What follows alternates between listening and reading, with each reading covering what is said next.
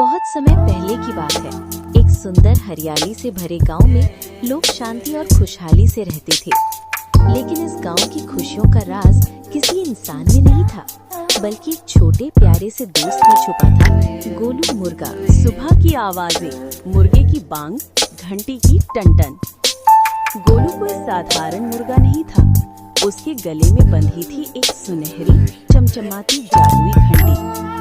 हर सुबह जब गोलू जोर से बांग देता, कुकड़ों को घंटी बजती और पूरे गांव में नई ताजगी भर जाती। फसलें हरी भरी हो जाती, बच्चे मुस्कुराकर खेलते और लोग मेहनत से काम करने लगते। गांव वाले कहते, ये घंटी हमारे गांव का भाग्य है।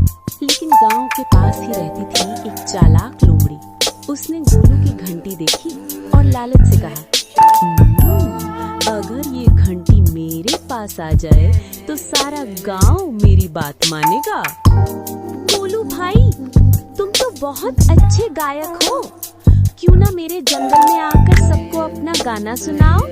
हल्का तनाव बढ़ाने वाला म्यूजिक। छोटा प्यारा खरगोश उछलते कूदते आता है। गोलू भैया, ध्यान रखना, ये लोमड़ी तुम्हें धोखा देना चाहती है, इसके झांसे में मत आना।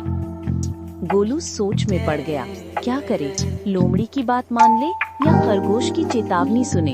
अचानक लोमड़ी गोलू पर झपट पड़ी। गोलू घबरा गया और पूरी ताकत से पंख फड़फड़ाने लगा। घंटी इतनी जोर से बजी कि उसकी आवाज पूरे गांव में गूंज गई। गांव वाले लाठियां और मशाल लेकर दौड़े चले आए। उन्होंने मिलकर लोमड़ी को खदेड़ दिया। लोमड़ी भाग खड़ी हुई और गोलू फिर से सुरक्षित हो गया। इस घंटी की ताकत सिर्फ मेरी नहीं है, असली शक्ति हमारी एकता है।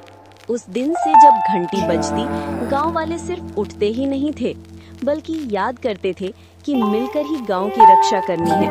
तो बच्चों, याद रखना, चालाकी कितनी भी बड़ी क्यों ना हो, अगर हम सब एकजुट रहें तो कोई हमें हरा नहीं